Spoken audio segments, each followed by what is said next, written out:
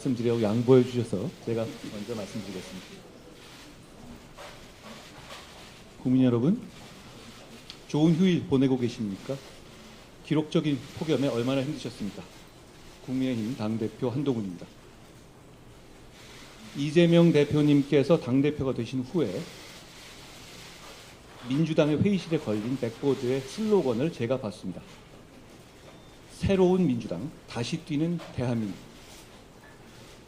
제가 당대표가 된 후에 국민의힘 회의 백보드로 건 슬로건은요.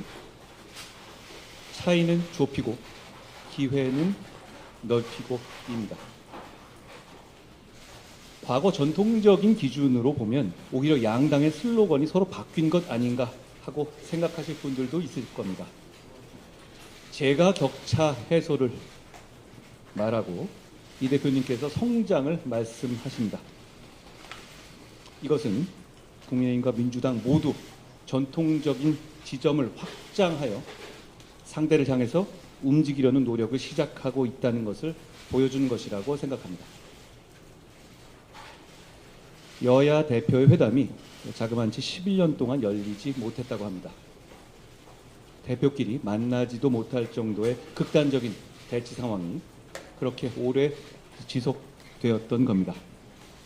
11년 만에 열리는 이번 여야 대표 회담이 이견을 좁히고 공감대를 넓히는 생산적인 정치, 실용적인 정치의 출발점이 될 수 있을 거라는 믿음이 있습니다.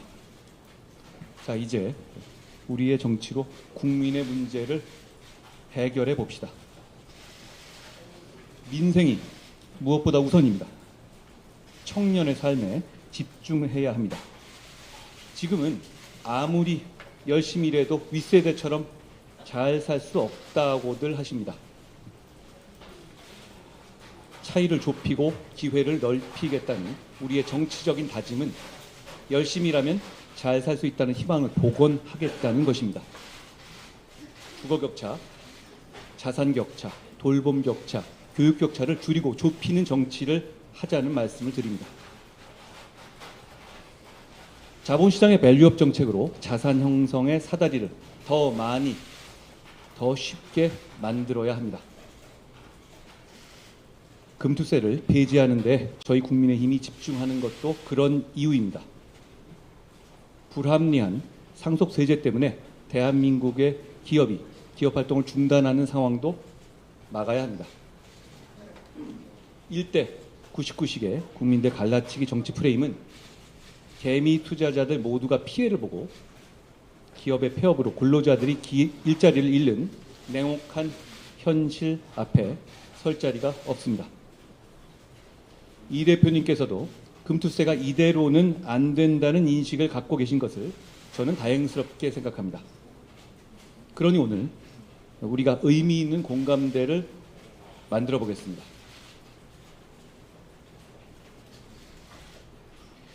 저출생 극복을 위한 법안들을 우선 처리하자는 말씀을 드립니다. 육아휴직 기간과 연령을 확대하고 배우자 출산휴가에 대한 급여 지원을 확대하며 임신기 근로기간 단축기간을 확대하는 내용의 가정양립법, 고용보험법, 근로기준법 등 저출생 해결의 패키지 3법, 그리고 인구위기 대응을 총괄할 인구전략기획부 신설이 그것입니다. 촉법소년 연령 하향, AI 기본법, 반도체 특별법 등 지난 국회에서 처리되지 못한 국민의 안전과 민생에 관한 시스템 법안들도 우선 처리될 수 있어야 합니다. 민주당은 현금 살포를 민생 대책으로 말씀하십니다만 쓸 수 있는 혈세는 한정되어 있고 개인들이 느끼는 격차의 질과 수준이 다 다르기 때문에 모두에게 획일적인 똑같은 복지가 아니라 모두의 필요에 맞춰진 복지를 하겠다는 것이 국민의힘의 생각입니다. 내년 취약계층에 대한 지원금을 4인 가족 기준으로 연간 240만 원을 늘린 것이나 저소득 대학생의 월 20만 원의 주거 장학금을 신설하는 것, 연 240입니다. 사병 월급을 205만 원으로 늘린 것, 소상공인 지원 예산을 역대 최대로 대폭 늘린 것도 그 실천이죠. 이런 민생 대책은 민주당이 주장하는 현금 살포처럼 일회성이 아니라는 점에서 더 효과적입니다. 그리고 무엇보다 정교합니다. 국민의힘은 그런 생각을 더욱 집중적으로 실천하기 위해서 격차 해소 특별위원회를 출범시켰습니다. 의료 개혁도 결국 민생을 위한 것이라는 점을 말씀드리고 싶습니다. 다만 당장의 의료 공백에 대한 국민의 불안감을 해소하는 일도 우리 정치의 중요한 임무입니다. 당대표로서 의료 개혁의 본질과 동력을 그대로 유지하면서도 당장의 국민들의 염려와 불안감을 해소하기 위해서 더욱 노력하겠다는 약속을 드립니다. 에너지 문제 해결에는 저와 이 대표님의 그 사이에서 주목할 만한 공감대가 있는 것 같습니다. 이 대표께서 에너지 이슈를 주요 정치 과제로서 말씀하셨습니다. 저는 당대표 출마 선언에서부터 에너지 정책에서 이념의 때를 벗기겠다는 말씀을 드렸습니다. 에너지 문제를 중시한다는 점에서 우리의 생각이 다르지 않은 것 같습니다. 대한민국의 저탄소 성장과 미래 세대의 먹거리를 위해서는 첫째, 저렴하게 전력을 공급할 전력망. 둘째, 세계 1위 원자력 산업의 새로운 도약. 셋째, 신재생 등 새로운 에너지원 개발을 통한 전력의 다변화가 필요하다고 생각합니다. 전력이 핵심인 AI 시대를 대비하는 길이기도 합니다. 다만 이 세 가지 모두가 정치 사회적 갈등의 진원지가 되어 왔습니다. 송전망을 확충하고 방패장 부지를 선정하고 신재생 에너지 발전의 터전을 정하는 일은 늘 사회적으로 어려웠고 정치적으로 가로막혀 왔죠. 사회적 갈등을 해소하고 새로운 성장과 도약의 장애물을 걷어내는 일, 그게 정치가 해야 할 일이지 않겠습니까? 다행히도 이런 문제 해결에 대한 공감대를 여야의 대표가 이미 가지고 있습니다. 오늘 회담을 통해서 이 대표님과 제가 에너지와 관련한 이런 정치적, 사회적 갈등을 책임지고 해결하겠다는 다짐, 에너지 공동선언을 했으면 좋겠습니다. 정치개혁합시다.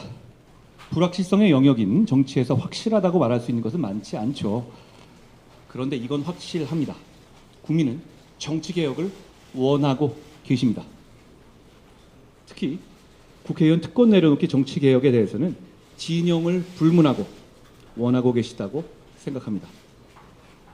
이 대표님께서는 과거 국회의원에 대한 국민 소환제를 도입해야 한다는 대선 공약까지 내놓으실 정도로 특권 내려놓기에 과감하셨던 입장이셨습니다. 불체포 특권, 재판 기간 중 세비 반납 등 이미 국민 여론이 충분히 공감하고 논의된 특권 내려놓기 개혁을 이번에는 반드시 실천해보자는 말씀을 드립니다. 그 외에도 남용되고 있는 면책 특권의 범위를 의정 활동과의 연계가 적은 악의적이고 고의적인 범죄의 경우에는 법률로 제한하는 방안도 논의해야 합니다. 현재는 헌법의 테두리 내에서 법원의 판례로서 면책특권의 범위를 정하고 있는데요. 헌법의 범위 내에서 법률로서 그 한계를 명확히 정해서 반복되는 면책특권의 남용을 막을 필요가 있다고 생각합니다. 과거 이 대표님께서도 면책특권의 제한 필요성을 여러 차례 제기하셨기 때문에 양당 대표의 생각이 같은 지금이 면책특권 남용을 제한하는 추진을 하는 것에 적기라고 봅니다. 국민들께서 그걸 바라실 거라고 생각합니다. 법안의 강행 처리, 거부권, 재표결, 폐기, 그리고 재발의라는 이런 도돌이표식 정쟁 정치가 개미지옥처럼 무한 반복되고 있고 국회 탄핵 소추권의 남용과 처분적 입법의 남발이 헌법 질서를 위협하고 있습니다. 이런 악순환을 끊어내자는 말씀을 드립니다. 사실 하는 우리도 보시는 국민들께서도 모두 피곤하지 않습니까? 최근 이 대표님을 수사한 검사에 대한 탄핵이 헌법재판소에서 만장일치로 기각됐죠. 이 대표님과 민주당에 대한 수사나 기소에 관여한 검사들을 상대로 시리즈처럼 해온 민주당의 탄핵은 곧 예정된 판결 결과에 불복하기 위한 빌드업으로 보는 분들이 많이 계십니다. 이건 재판받는 한 개인에 대한 문제가 아닙니다. 사법부의 재판에 대해서 주류 정치 세력이 불복하면 민주주의의 위기, 법치주의의 위기가 오고 국민 모두가 피해를 보기 때문입니다. 곧 나올 재판 결과들에 대해서 국민의힘은 설령 그 결과가 마음에 들지 않더라도 선을 넘는 발언이나 공격을 자제하겠습니다. 그러니 민주당도 재판 불복 같은 것은 생각하지 않으실 것이라고 저는 기대합니다. 무죄를 확신하고 계시는 듯하니 더욱 그렇습니다. 정치개혁에 관해서 한 가지 더, 지방선거 전에 현재의 거주 요건도 없을 정도로 전 세계 유례 없이 허술한 외국인의 지방선거 투표권 문제도 개선하자는 말씀을 드립니다. 이 대표님과 저의 공통점은 중앙정치, 소위 여의도 정치에 오래 물들어 있지 않은 사람들이라는 점일 겁니다. 그렇다면 오늘 우리 두 사람은 새로운 정치를 얘기할 수 있어야 합니다. 오늘 회담에서 우리 두 사람이 정쟁의 중단을 대국적으로 선언하고 미래지향적이고 생산적인 정치개혁의 비전에 대해서 합의했으면 합니다. 거리마다 걸려있는 국민들께서 피로감을 느끼는 자극적인 정쟁 현수막들도 순화하고 자제하기로 합의했으면 합니다. 국회에서 비정쟁 법안을 따로 빼내어 처리하는 민생 패스트트랙을 만들자는 말씀도 드립니다.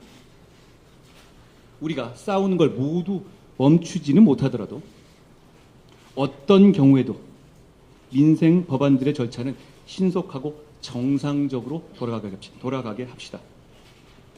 전쟁 중에도 밥은 먹어야 하지 않겠습니까? 22대 국회 첫 정기국회 개회를 하루 앞두고 열리는 11년 만에 여야 대표회담이니 정치보건의 신호탄이 되었으면 합니다. 회담을 준비하면서 저희의 생각을 정리하고 상대방의 입장을 이해하기 위해서 노력했습니다. 무엇보다 당의 대표인 우리 두 사람의 역할이 중요하다는 것을 느꼈습니다. 한 달에 한 번이나 두 달에 한 번 정도로 대표 회담을 정례해야 할 것도 제안드립니다. 국민들께서 그래도 정치가 계속되는구나 하고 느끼실 수 있게 말입니다. 저는 선당 후사가 아니라 선민 후사하자고 말해왔습니다. 오늘 국민만 생각하고 허심탄회하게 대화하겠습니다. 고맙습니다.